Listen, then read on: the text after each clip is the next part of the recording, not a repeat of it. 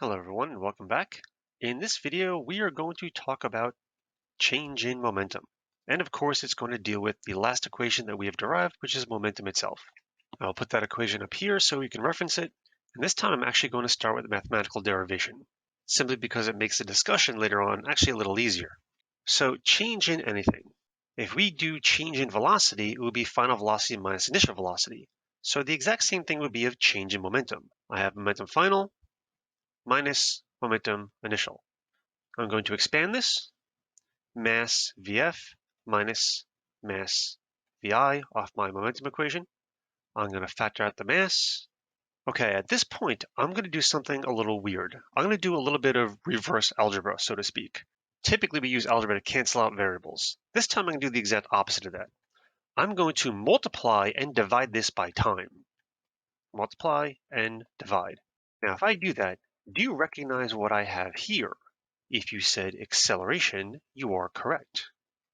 So I get mass times acceleration times time. Do you recognize what I have here? If you said net force, you are correct. Times time. Therefore, change in momentum can be found two ways. The net force in your system multiplied by time, or mass times change in velocity. Now, there's two things I wish to mention at this point. Number one, change in momentum actually has its own name. And I didn't mention it yet because it's a name that isn't really defined very clearly in our everyday language. And that name is impulse. When people usually use the word impulse, they usually think of impulse buying, some kind of mental trait, or if they're a Star Trek fan, the impulse engines. But in physics, impulse is a very specific word. It literally means change in momentum. The other thing I'd like to mention is, on the AP1 equation sheet, you will see what I have outlined in the box here. The very first thing you should do is add this portion of it, because whenever you're dealing with an impulse problem, you are almost always going to be dealing with both sides of this. And it's a lot easier for you if you write the whole thing out right from the start. So before we do a problem, I want to discuss this portion right here, the F net times time, and what it represents. I'll put our equation here down in the lower left-hand corner. Now, in this scenario, I have two surfaces, one soft and one hard. They're both the same exact height. Above them, I hold two raw eggs, also at the same height. We are going to drop them both, and the problem is going to start when they both reach this line, which is the same height for both of them. We are also going to assume they're both the exact same mass, and they are the exact same height. So when they are dropped and they get to this line, that means my initial velocity when they reach that line is the same. My problem is over when both eggs come to a stop. So my Vf for both of them is 0 meters per second. Let's call this one egg A and this one egg B. Now, here are a few very common questions here. 1.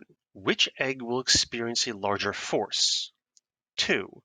Which egg will be stopped in a longer period of time? And 3. Which egg has a larger impulse exerted upon it? Let's take a look at egg B first. So I drop egg B. Egg B falls downward and hits this hard surface. Let's say it's made out of wood. Egg B would, of course, crack open. That is because the hard surface stopped the egg in a very small period of time. That means it would require a very large force to bring it to a stop. Let's take a look at egg A. Egg A falls, hits this soft surface. When it hits the soft surface brings it to a stop in a longer period of time. That means the net force acted upon it to bring it to a stop is lower. So egg B experienced a larger force in a short period of time, and egg A experienced a small force in a longer period of time. Now the third question. Which egg experienced a larger impulse? Well, the answer is neither.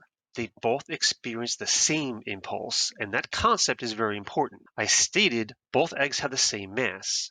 They both have the same initial velocity. They are both brought to a stop.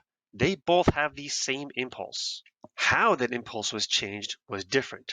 For egg B, time was small and force was large, and for egg A, time was large and force was small. The exact same concept comes into play with car safety features like an airbag. An airbag will bring you to a stop in a longer period of time, which means less force will be exerted on you to bring you to that stop. Without an airbag, you may be hitting the windshield or the steering wheel, which will bring you to a stop almost immediately with a large amount of force. And that, of course, is extremely dangerous. So let's see how this concept is actually used in a problem. A 0.4 kilogram baseball is thrown to the right at 12 meters per second. It hits a window. The baseball exerts a 700 Newton force on the window for 0.008 seconds, 8,000th of a second. Does the ball go through the window? Let's list our givens and see what we can find out. But first, let's ask our three very basic questions. Question 1, what object are we tracking? Well, since we're given the mass of the baseball, let's track the baseball. Also, that's because the actual object that's moving. Question 2, when does the problem start? The problem starts when the ball first touches the window. When is the problem over? Well, let's take a look at our possibilities. Possibility 1 is the ball goes through the window. Possibility 2 is the ball bounces off the window. And possibility 3 is the ball comes to a stop and just falls straight down. The question is, how do we find which one of those three things happened? Well, let's list our givens and then take a look at our relationship. I have mass is 0.4 kilograms, velocity initial is 12 meters per second, and the time period is 0.008 seconds. So let's take a look at what we have. We have force, we have time, we have mass, we have VI. The only thing we're missing here is final velocity. Would this give us an answer? Well, yes, it would, because if the ball hits the window and it still has a positive velocity, it means it ended up on the right side of the window. If the ball has a negative velocity, it means it bounced off the window. And if the final velocity is 0, it means the ball came to a stop. So at this point, I'm going to mention something. I have already made a mistake here, but I'm going to continue because I want to see if you could spot the mistake. Next up, I'm going to rearrange my equation. F net times time, I'm going to divide by mass. I will then add VI to get VF alone. 12 meters per second plus 700 newtons, but I will use the extended unit, kilograms times meters over second squared, so we can see the cancellations. 8,000ths of a second over 0.4 kilograms. These 2 kilograms would cancel. One of these seconds would cancel, which would give me meters per second plus meters per second, which is what I want. So I do this, and I get positive 26 meters per second. So, have you spotted my mistake? Well, this answer should be a very big red flag, because this answer is impossible. There is no way this ball moving to the right hits this window and then speeds up. That would be the weirdest thing ever. Even if the ball went through the window would slow the ball down, because the force on the ball is to the left. This is force window on ball. This is force ball on window. They are third law pairs. The pair they gave you is the force on the window, but you are not tracking the window. You are tracking the ball, which means you need the force on the ball. Now in my givens list, that means I need to change one thing, and that is the force on the ball is to the left, so it is negative. If I make that one change, watch how this works out. I get a negative here. This whole section comes out to negative 14 meters per second. Last time it came out to positive 14 meters per second. But now since I'm subtracting it, negative 14 plus 12, I get negative 2.0 meters per second. So 1, this is an answer that can actually happen. 2, what happens to the ball in the window? Well, the ball bounces off the window because my answer here is negative.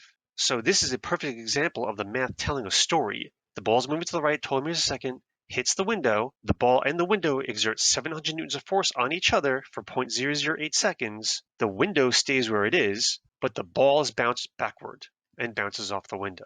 So that is an example of how this relationship is used. And I want to note, this relationship is almost always used for a single object. Later, we're going to do collisions with two objects. But if you're using impulse, you are nearly always tracking one object, not both, at the same time anyway.